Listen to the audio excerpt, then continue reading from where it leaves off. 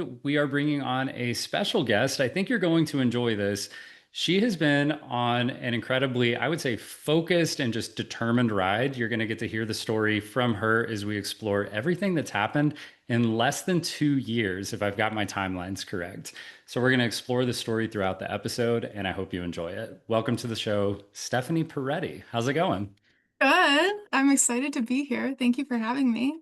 Yeah, absolutely. So if you look Stephanie up on LinkedIn, you're going to find a lot of different things. And honestly, I would say if I look Stephanie up on LinkedIn, I get a little like, gosh, this person is monster overachiever, has been able to do so much. There's no way I can repeat all of this. But before we get too deep into everything you've accomplished in the last 18 months, 24 months, I would just like to understand, how did you how did you come across Salesforce and what made you say, I'm going to do Salesforce out of all the possibilities in the world? Salesforce is what I'm going to do with my career. I'll give you a little bit of a background. So I did my undergrad, as most people do. I did a couple semesters abroad and didn't really know what I wanted to do at that point. So I decided to move abroad. I spent several years traveling around, lived in Korea for a few years, backpacked for a year, and came back to the States. Still didn't know what I wanted to do. So I decided, you know what's a good idea? Get an MBA. So started working on my MBA just for lack of direction and was hoping that the MBA would provide that for me.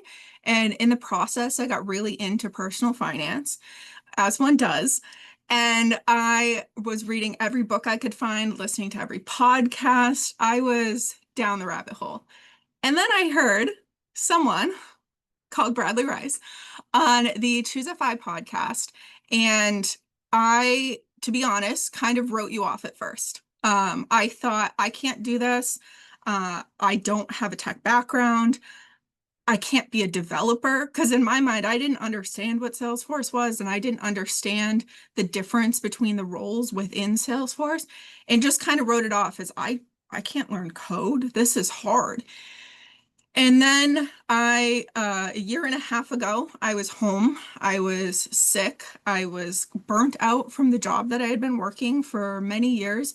And I was so desperate for change. But again, I still lacked direction and I didn't know where I should go. And I thought about you. And I thought about podcasts. And I think you had done a couple at that point on Choosify. I thought about you talking about this career, and I still didn't think I could do it. But I went back, I found your podcasts and listened to what you had to say. And I thought, I have nothing to lose at this point. Let me just give it a shot and see what happens. And I wanted to give myself the best opportunity possible. So I went all in right from the beginning. I created my Trailhead account on January 3rd of 2024. I completed the 5-day challenge that you have in one day and joined Talent Stacker all on January 3rd. I did everything. Again, I still didn't know what Salesforce was. And within 2.5 weeks, I had my first certification. I was a ranger after 3 weeks. I was in my first 6 months. I think I got 7 certifications. I did the Talent Hacker Experience project. I just went all in and took all of your advice. You have great advice about LinkedIn and all that. But yeah, that's kind of how it started and how I kind of dipped my toe in, but then ended up diving in at the same time.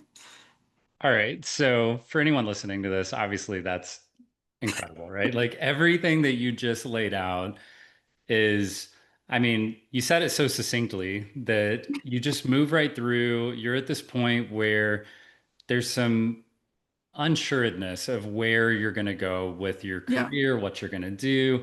You're going back and forth on that. Fortunately, I'll call it fortunately, you know, I'd been on the Choosify podcast and they gave me that platform to have a chance to speak on. And that allowed Mhm. us to connect through Talent Stacker and sort of move forward. But obviously, as will continue to unfold throughout telling your story, there is a lot of perseverance and just focus, determination, just Mhm. like you said, like you joined the program and you started on Trailhead and you Mhm. never stopped. And I Yep. think when I think a lot of people will say that, like, oh, I never stopped. I just kept going. I was so consistent.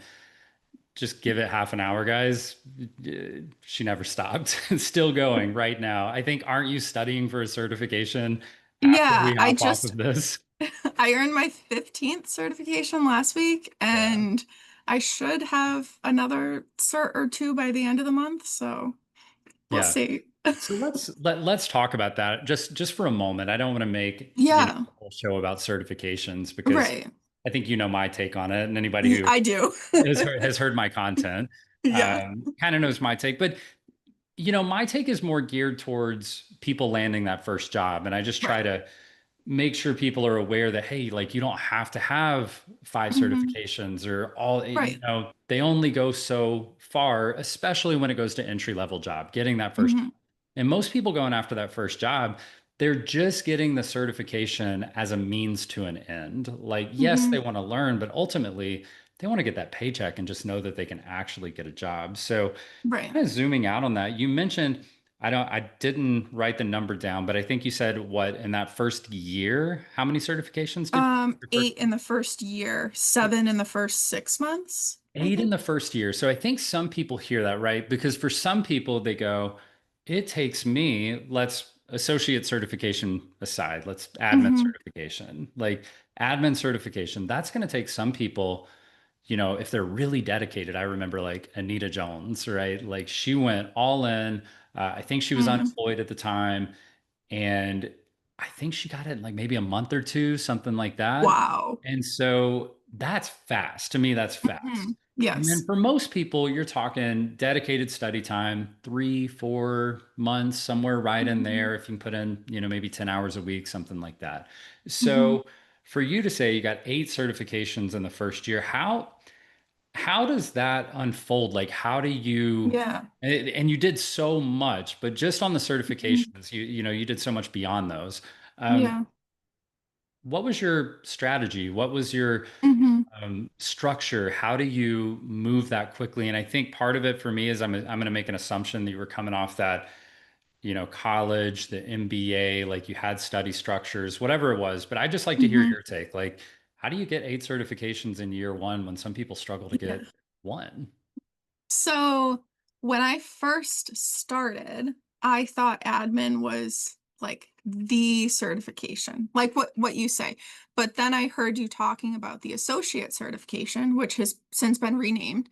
And so that was the one I started with as a way to kind of test the system, uh, gain a little bit of knowledge, and then to maybe gain some confidence as well. Like, hey, I can do this. And I failed admin twice, and it took me a little over 4 months to finally pass admin. It was really difficult and was very, very stressful for me. And I still wanted to feel like I was making progress towards my greater Salesforce goals. So I made a list of all of the certifications that didn't have prerequisites and kind of ranked them by which ones I thought would be easiest and had information that I thought would overlap with admin. So, for example, I did the sales representative exam, which again has been renamed, because I wanted to learn more about the sales cloud portion of things and just tried to strategically choose certifications that would overlap and help me get to the point where I could pass admin. That's cool. I love that. It's Yeah. such a simple strategy. You're sort of positioning these so that you have the most efficient route to success, but you're also giving Hmm. yourself, starting with the ones you at least assume will be the easiest for you. You're giving Hmm. yourself, those are a lot of mental wins, and that allows you to Hmm. stay focused and move forward. So I really like that. I think those are great takeaways. So many people love, it's not my favorite like clickbait question, but I'll just ask you top 3 certifications for somebody who's moving into their first Salesforce job. They're an aspiring Salesforce Hmm. professional. Everybody wants to know, like, Yeah. what are your 3? Because you've got some experience with certifications Yeah. 18 months.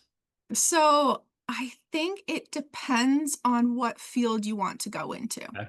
So if you're wanting to go the business analyst route, business analyst, strategy designer, UX designer are really great. Obviously, beyond admin, you have to get admin no matter what you're doing. Start with admin. I would even say I recently did data architect. And if you're wanting to go the BA route, data architect is a really, really great one, especially if you're going into a solid org that has a lot of history and has data that needs to be cleaned up. It's like my job that I have now, we do a lot of data cleansing, lots of data projects. So data architect I found to be very helpful for me. If you're wanting to go into marketing, there's a lot of specific marketing certifications. I haven't gone down that path yet. But I would say if you're wanting to just be an administrator, I would say admin, platform app builder, BA. Okay. I think that's a great breakdown. That's really interesting about the BA route and the data architecture. Mm, Sort of quick question, data architect, that sounds scary, right? Like yeah, that sounds scary. yeah, How scary is it? How do you rank data architect compared to sort of yeah. difficulty level compared to other certifications? So the architect level exams are definitely harder than the other ones. The structure of the questions are much longer. Okay. So you're having to read a whole case study and answer the question with a lot of the answers, all of them could potentially be true, but you have to match it to the case that they're discussing. So it really makes you think and it takes you longer per question. Like most of the other exams, I'll do like a minute per question, just fly through, don't second guess, and just finish it. And with data architect, it was really having to think about things. But the reason I actually did that one was because I had a voucher for an architect level exam and it was going to expire.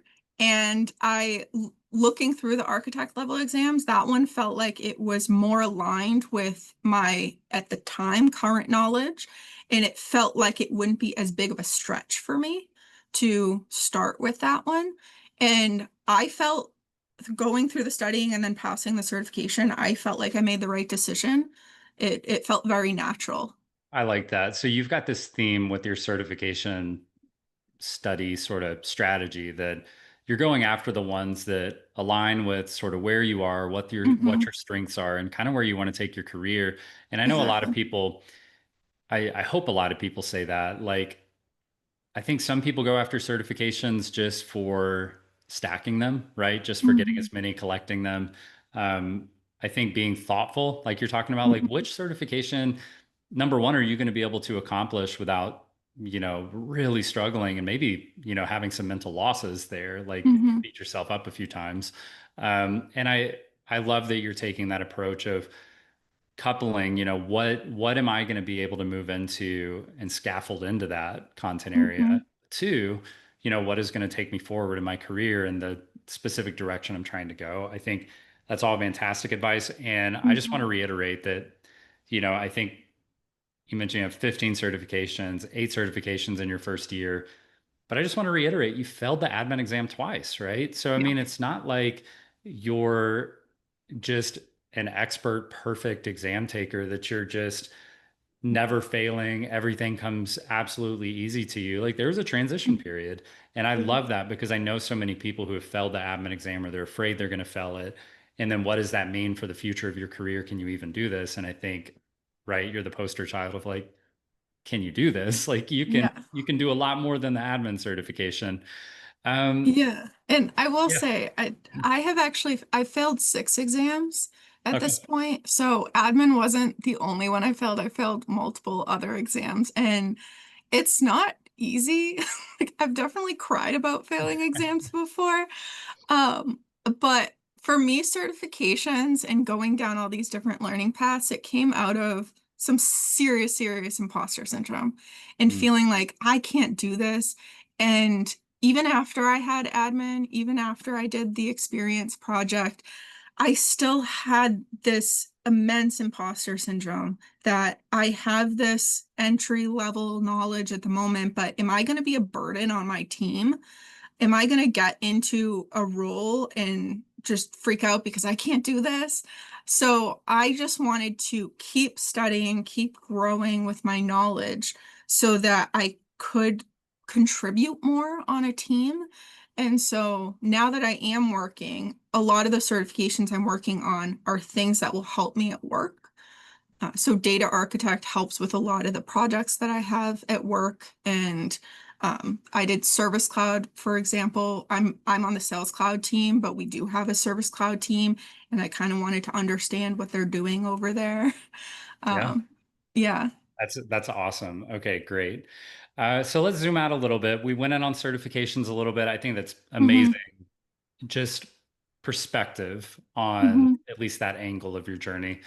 So zooming back, like going back, take it back to the beginning one more time. Hmm. What was your mindset around this? We talked some about, not necessarily having a clear direction. And then it's pretty clear to me that once you decided on something, though, there was Hmm. no turning back. It was like shutting the door behind you and like, here we go. Yes. So what was your mindset around at that time, if you can recall, like Hmm. around Salesforce career? Like what was your goal? Was it landing a job? Were you already looking past landing a job? What were you going for there, as far as your Yeah. goals? I think when I first started, I still didn't think that I could do it, first of all. Didn't really even think I could do it until I started doing it and I had my current job. But initially when I started out, yes, I was all in, but I was also very secretive about it. So I shared a lot on LinkedIn. I followed your advice about sharing my experience on LinkedIn, but nobody in my personal life was on LinkedIn. So I felt like I could really just share everything. But I would go to work and I wouldn't talk about it. I wouldn't tell anybody that I was doing this. I was scared that maybe if they saw me doing this, I might lose my job if they knew I was on my way out. And at that time, I didn't even know that it was going to work out for me. So I was still pretty nervous and didn't really have a lot of confidence in myself and my abilities. Um, so I did keep quiet for a while and didn't really share my story with people that I knew personally. Um, but yeah, Okay, so that's yeah, that's interesting. So I've heard there's sort of this theme emerging. I always keep themes on paper. yeah, yeah.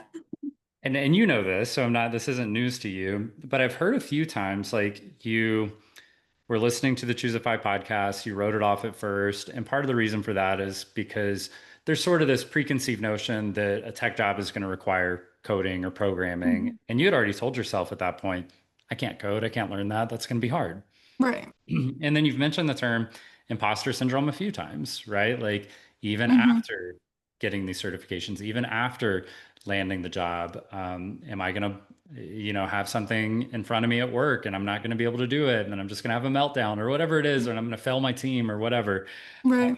And then now you're mentioning, even though you join Talent Stacker, like that's dedication. You move through, you take the steps. And even at that point, you're not telling people at work, you're not Hmm. telling people in your personal life. And part of that is a lack of confidence. And if it's like anything like me, like sometimes when you take on something new, it's like you kind of want to shield it for a second until you're sure you're going to succeed, because you don't want to look like the person who just starts things and then can't finish them. And it's just feeding into that insecurity around what can I do, right? Hmm. So you get into this because still thinking about that goal, like the initial question, like the goal. So the goal is to land a job, though. Is that a success milestone for you, even in this space of it's still not enough, right? It's still not enough that I'm going to be secure in my abilities, but Hmm. is that a big part of like the mission behind what you're doing, the study, the prep, the LinkedIn Yeah. posting, networking? Is your big milestone achievement that you're aiming for in that moment? Is it I gotta land a job? To be honest, when I started, no. Yeah. Yes, I wanted a way out of my situation at the time, but when I started, I still didn't believe that I could do it. Wow. So I really desperately wanted change and I wanted a career, but I think in my mind, I had built up a Salesforce job to be something way harder than it really is. Like, we don't have all the answers. Even when we're doing projects, I get assigned projects and I'll look at it and be, I don't know what to do. But I have Trailhead, I have resources, I have friends in the community, and I can figure it out. So I think I didn't realize that at the time. I think that I thought you had to have all the answers, but you really don't. You just kind of need to persevere and figure it out. Yeah, and you won't, right? Because it's huge. Like you're Right. 15 certifications in, and I guess you could flip that and say you're 25 certifications short of all of them, right? So it's there's and they'll make 20 more before you get to Yeah. the 40 that they already have. So Yeah. it's just an ongoing learning, not to mention the 15 you already have Mm-hmm. are things are going to change. There's going to be releases, like the Mm-hmm. platform's going to change the way it looks. So knowing everything, yeah, can definitely not. Mm-hmm. If that's your goal, then I'm afraid that it will not happen. Right. So looking back now on that, Mhm. going back, and it's not that long ago, right? Like you don't have Right. to go back that far. No. Um, what would you, I guess it's sort of a cliche question, but like what would you Mm-hmm. tell 18 months ago, Stephanie, about getting started on this thing? And like, would you give her, sort of like, I don't know, like, hey, take it easy. It's not that wild. Or, hey, just, let it rip. Like you're going to achieve this. Like, what do Yeah. you tell that younger, I mean, not much Yeah. younger, but younger. So I'm kind of hard on myself. Yeah. So my my advice would be like just suck it up and do it. Yeah. Um I have had to make a lot of sacrifices in this journey, especially lots of long hours studying. But I'm so grateful for doing that. Like the sacrifice was worthwhile in the end, that it doesn't have to be forever. You don't have to make sacrifices where you're not spending time with friends and family every day. Like maybe you're gonna cut some things out of your life, some hobbies, but it's not forever. It's just a certain chunk of time for concentrated studying and growth. And then once you get to that point, you land that job, then you can kind of calm down a little bit, introduce your hobbies back into your life. And yeah, I would just say just do it. Yeah. Even if it's hard, even if you're scared, just do it. Cool. I love that. Yeah, I think I'm a little hard on myself too. Like when I'm Yeah. like I basically just drill sergeant myself when I need to Yeah, get yeah. okay, so you mentioned a couple things there, and I had some thoughts around this. Hmm. You mentioned conferences very lightly. Yes. You mentioned, I don't know if you said community, but you said like your friends, having people Hmm. around you, Yes. supporting you, bringing you forward. So to me, conferences, and you may not agree with this, but conferences are a subcategory of community. So Yeah. maybe let's start with community. Hmm. How has you've entered into this thing? You're clearly Salesforce being this thing, right? Hmm. This ecosystem, Right. careers, this certification, pathways, conferences, all this stuff. Hmm. Um, but none of your friends were doing this when you got started. Nobody in your family's doing this when you get started. It's not like somebody at work did it and they were your mentor and they're bringing you along and saying, "Look what I did. Come Hmm. follow me." So you're spearheading this in your life and your reality. You are spearheading an entirely new pathway. Hmm. Um, you were doing that alone at first. How has that changed? Have you found relationships, maybe professional, maybe actual friend, like people you Hmm. would call your friend today? How has your community developed to be a place where you're not the only one who knows what Salesforce is? Yeah. So starting out, like you said, I didn't know anybody personally that even knew what Salesforce was. When I try to have conversations with friends and people that I'm close with about Salesforce, they don't understand. I often just tell people I'm a developer because that's easier than trying to explain what a business analyst is You either work on and what. printers or you're programming. There's no in Right, between. right. I'll start with, do you know what Salesforce is? No? Okay, I'm a developer. I'm not a developer. So yeah, it was kind of lonely at first. I mean, I had Talent Stacker and I had all of your modules and I had that the Talent Stacker community and the private Facebook group. So that helped me in that I had people virtually. Um, Camp Talent Stacker was actually the first conference I went to. And I had two associate certifications. I was definitely thinking, I can't do this. I actually learned about the experience project at Camp Talent Stacker. I didn't even know that that was a thing. Ish told me about it. And I was like, what are you talking about? What is this experience project? But yeah, going to different community events, I got really involved with the Boston Salesforce admin group, which we can probably get into, but I'm now on the steering committee for that.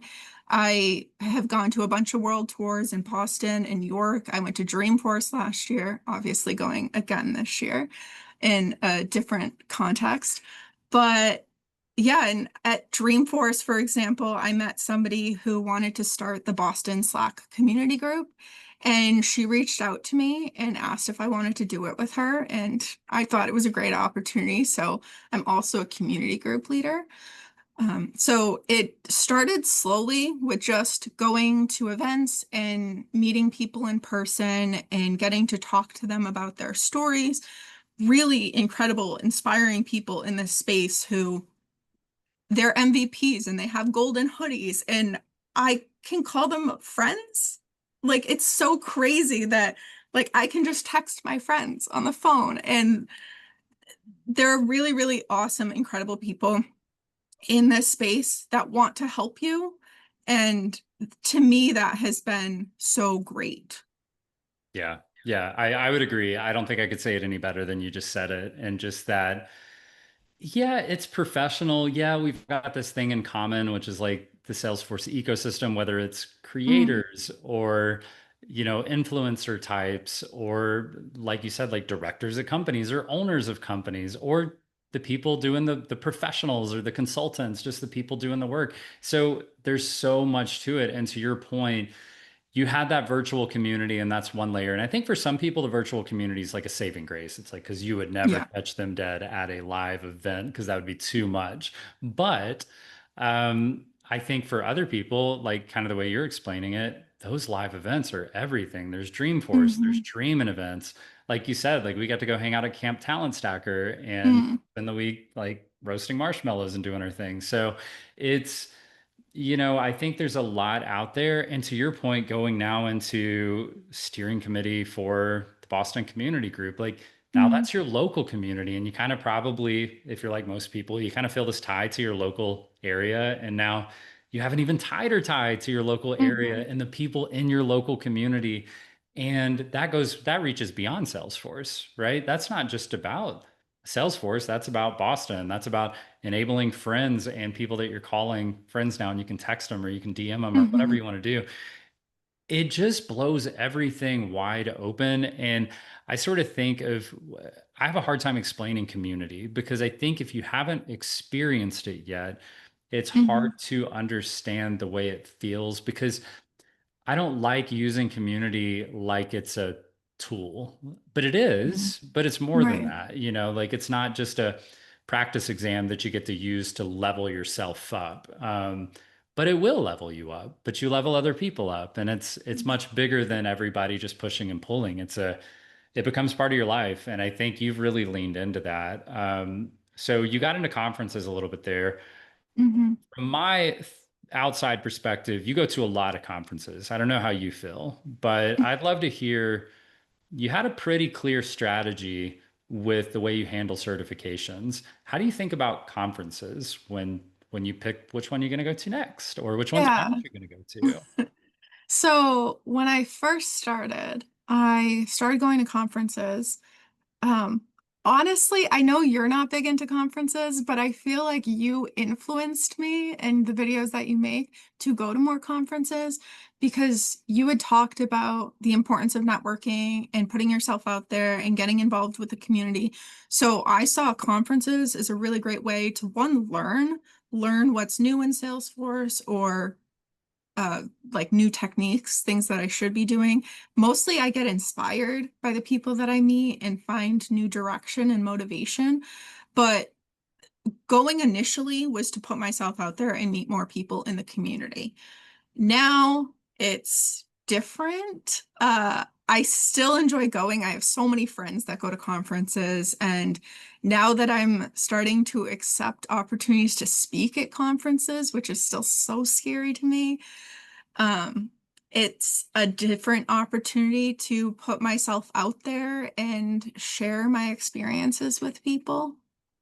Yeah, that's wow. That's, I mean, we're talking about 18 months, right? Like that is Yeah. that's great. And I know you've kind of worked around this conversation, so I'll say it for you. Like you go to Dreamforce Yeah. 2024 because I it's only this went incredible because thing. Scott Stafford told me I had to go. I Yeah. didn't even want to go. Yeah, okay.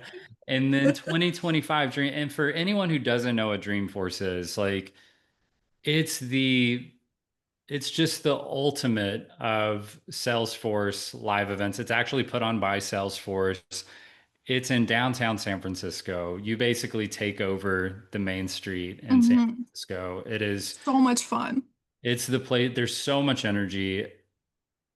There's so many incredible, I mean, anybody from like the business owners and the hiring teams and just everyone, right? Hmm. Everyone is there. And there's just so many side events, there's main events, Hmm. there's third party groups hosting, meetups outside of the main Dreamforce. There's sporting events. There's just everything. Like it's all happening. Concerts, like it's wild. So it's like a Hmm. huge corporate party almost Hmm. where all the people get together. Um, Speaking at Dreamforce Hmm. is not a common thing for people to have on their, I guess, not bucket list, but achievement Yeah. list, if you will. Yeah. And Stephanie, you are speaking at Dreamforce, Hmm. and at that point, you'll be about 2 years into your Salesforce Hmm. journey overall. Yep. How did that unfold? How did you go from, I'm not sure I can even do this, I lacking still don't think I confidence, imposter syndrome, can. can I even land a job? I'm not telling any of my friends or family about this thing. Oh, by the Yeah. way, I'm speaking at Dreamforce. How does that Yeah. happen? Yeah. So, at the beginning of this year, so at the beginning of my second year in Salesforce, I started what I just saw somebody post on LinkedIn about the 100 Days of Trailhead Challenge. It's hosted by Piyusha Palania. She's in India. She's amazing. Um, it I just saw it on LinkedIn and I thought, you know what? Let me log into Trailhead every day for 100 days. I go in there almost every day anyways. I might as well. It was way harder than I thought it would be. Going in and earning at least a badge a day for 100 days was difficult.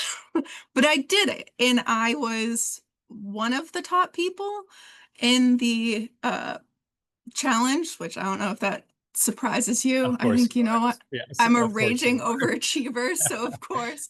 So I earned a certification voucher, I got some merch and stuff, but after the fact, when Dreamforce opened their speaking sessions, first of all, I have massive stage fright. I get physically ill before speaking. So speaking in front of people was not something that I had on my plan for the year.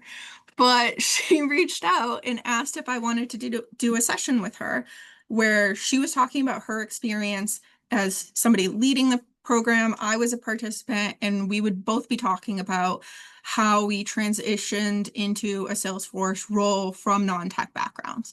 I thought it sounded like a great opportunity. I loved the idea. So I said, sign me up. My exact words were she sent me the message and I go, I'm terrified. Yes. Uh, because I knew it was going to be a really great opportunity. So I thought I'm scared, but I should still do it. And so we submitted for that and that got accepted, which I I was pretty confident that it would. And because I didn't want Dreamforce to be the first time I ever spoke, because I know I have this serious stage fright that is honestly holding me back at this point, and I need to get over it. Um, but I accepted a speaking role at World Tour Boston. They had originally asked me, and I said no. And then they asked again, and then I said, okay. Okay, So I did, yeah, I guess. So I did that, and then I'm going to be speaking at Northeast Dreamin' on September 3rd as well. So I'll ha at least have that experience prior to Dreamforce. So I'm hoping that I won't feel as nervous. I'm sure I will be. I'm sure I'm going to be so incredibly nervous, but I'm happy that I have somebody by me that can kind of support me through the process. And I'll have a few speaking experiences prior to Dreamforce. But yeah, I'm speaking at Dreamforce. yeah, It that's sounds so crazy.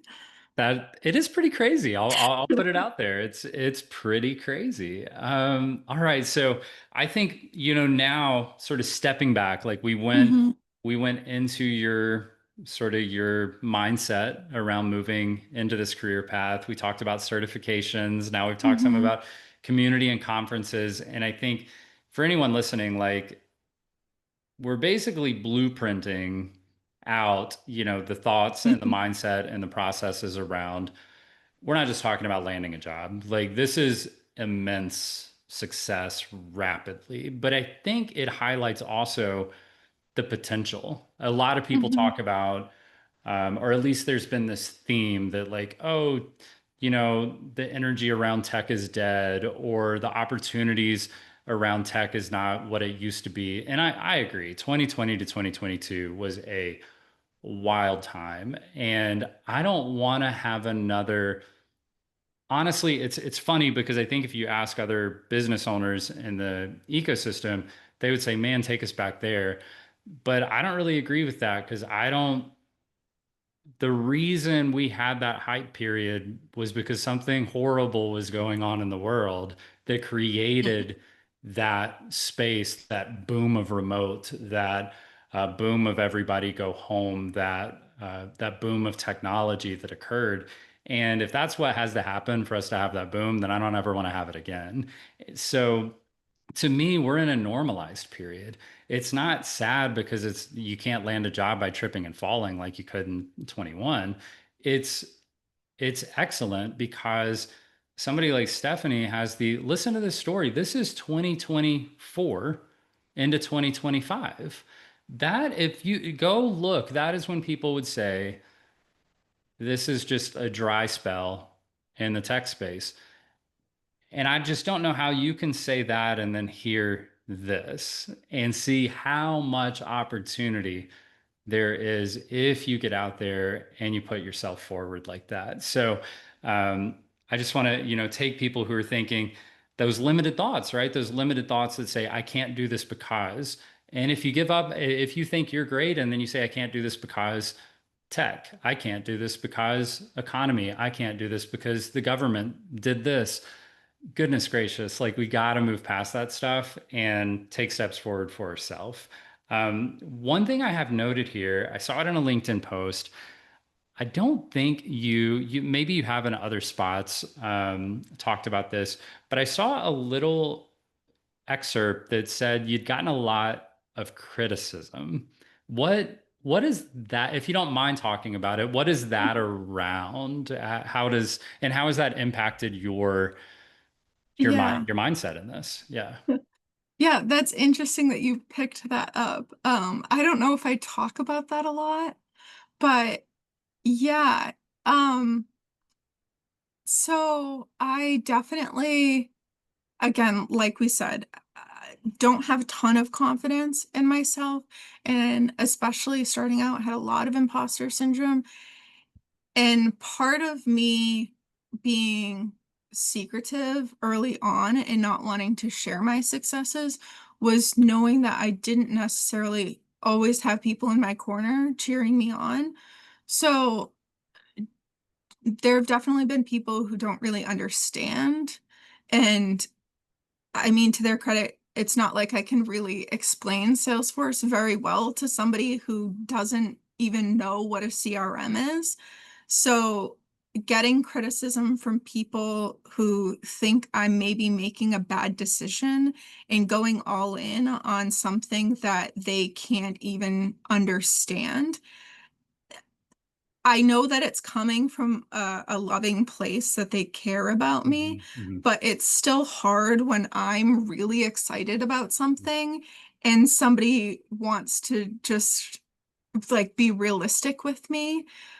Yeah. Whereas for me personally, I only want cheerleaders. I don't want anyone who's gonna bring me down. Like I know the risks, I know what's happening, but for me, I would rather go all in on something and fail than never try or just kind of half my way through things because then I wouldn't know. Like if I started out on this path and I was maybe studying a couple hours a week for admin, I probably wouldn't have finished admin by now. Like I wanted to give myself every opportunity to succeed. So I went all in and just ignored the people that were telling me not to.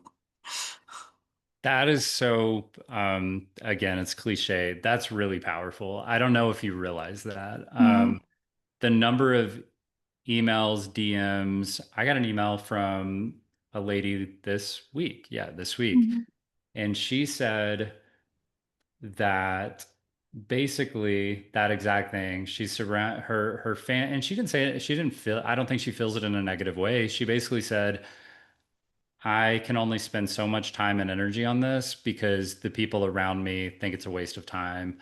And mhm, if I'm basically not allowed, but there's this strong judgment if I mhm, spend a ton of time on this and if it doesn't pan out the way that I think it mhm, is. And probably like you're explaining, like we all struggle with in the tech space, right? Like explaining what even is a CRM system? Oh, mhm, it's not a CRM system. And why the heck is it called Salesforce if it's not just for mhm, sales?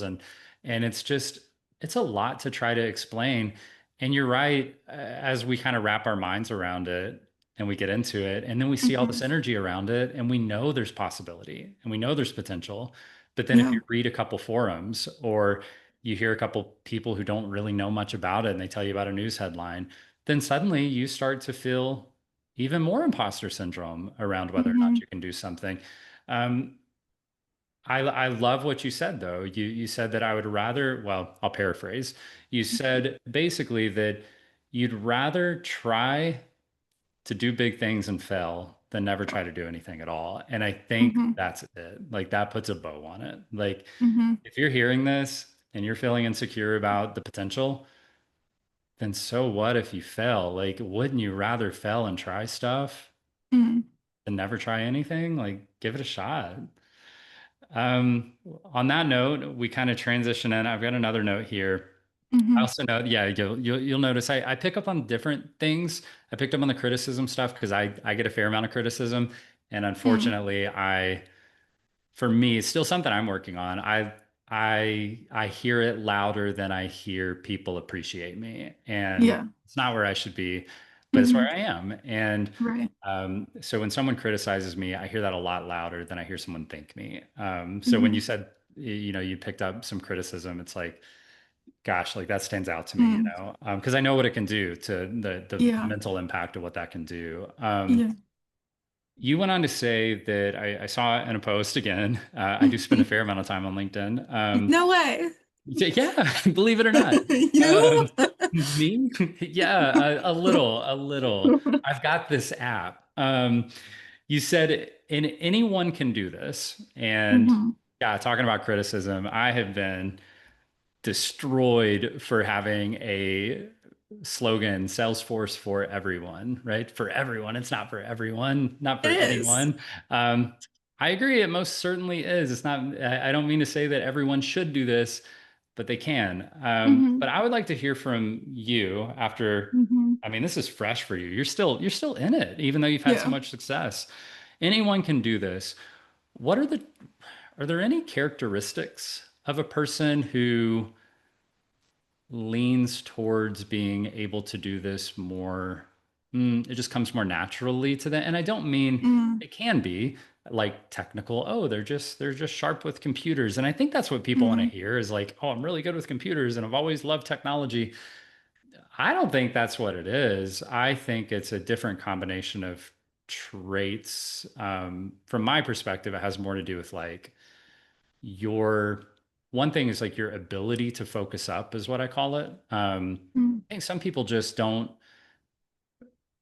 I don't know if it's a something you can learn, but it is this thing where like you have that ability to just be like, you know what, I'm in and I'm going and I'm mm, maybe I'll look left and right just a little bit, but most of the time my eyes are on the road and I'm going. And then I think the other thing is a strong why, but it has to carry with us. Even when I watch people like on like The Amazing Race or something like that, and it's like, it's $1 million, people. Why are we walking instead of jogging?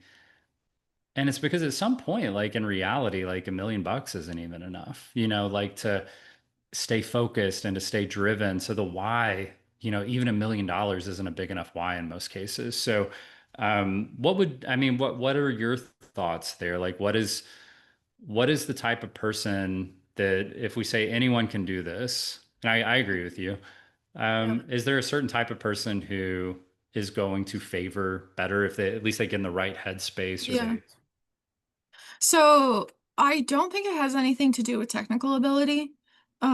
Just from my own experience, Mhm. I could basically use like Word and basic Excel and make a PowerPoint. I talked to a lady yesterday who for the first 2 years of her career couldn't type. Yeah. Um, I didn't know a whole lot about computers. And it was hard at first learning everything. Still a lot of concepts about more complex things that are happening within like the back end of Salesforce. I still don't understand, but I'm working towards that. I think I agree with you that Salesforce is for everyone. I fully agree with that statement. I think the people that do the best are the people that commit. You make the decision and you commit and you do it. I have no idea where I heard this, but there's something that plays on repeat in my head that I heard when I was maybe in like middle school or high school or something like that. But it something along the lines of don't say that you want to do something, just do it. So if you take playing the piano, for instance, don't say, "Oh, I wish I could play the piano. Oh, I want to be able to play the piano." Do it. If you really wanted to do it, you would do it. So I kind of think about that with a lot of things that happen in my life. I won't say like, oh, I wish I could be a Salesforce business analyst. Do it. Like, I don't know if that's like, again, that might go back to me being hard on myself, but I try to choose my words carefully when I speak about things and not say, oh, I wish I could do this or I want to do this. I make a plan and I make it happen. Yeah. If you really want to make this your future, make it your career, make the decision and take the steps to make it happen. I agree. I know I mentioned before I'm pretty hard on myself too. And one of the Mm, things I catch myself saying is if I say I didn't have time, yeah. and I'm always like, Brad, stop. You didn't have time. Hmm. Like you didn't make time. You didn't Right. you didn't Exactly. align your time with that. And so there's no I didn't have time. It's on you. Ownership mentality. Take ownership of it. If Mm-hmm. you want to, I agree with you. You want to be a business analyst, be a business analyst. Do it.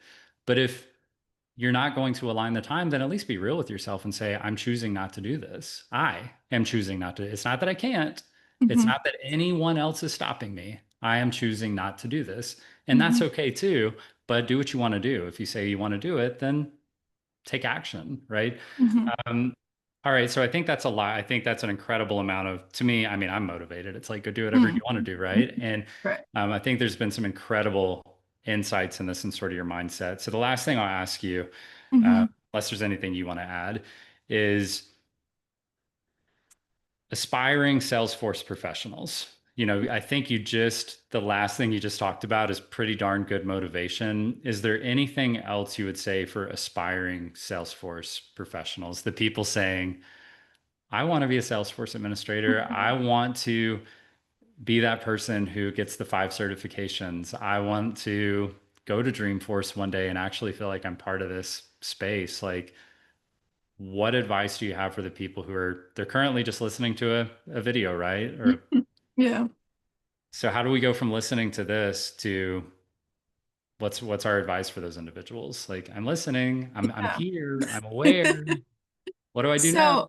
So I do want to say that earlier you said that you can't really fall into Salesforce jobs anymore. I would argue that you can. I fell into my job. I quite literally was still so nervous. I didn't think that I could do this. A recruiter reached out to me on LinkedIn. I decided to entertain the conversation, and all of a sudden I have my job. You didn't apply So for it.